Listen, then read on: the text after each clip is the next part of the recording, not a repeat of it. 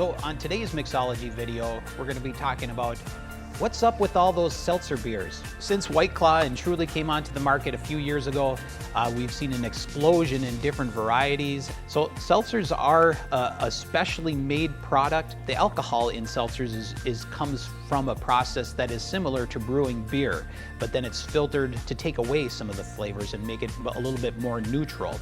And then the flavors are added in after the fact. But then also sometimes it's the sweeteners. So, for instance, the Crook and Marker uses stevia as a sweetener, whereas some of the other ones, they're not necessarily using a lot of sweeteners. It's very similar to a LaCroix water is what you're drinking.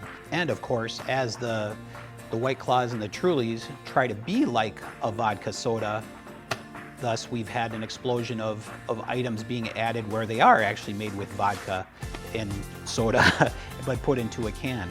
And as well as wine-based seltzers. So there's a few different options that'll give you some different tastes, some different flavors, but still the same convenience of being portable and being able to take anywhere and to drink in social capacities. So stop on down to Glencoe Wine Spirits.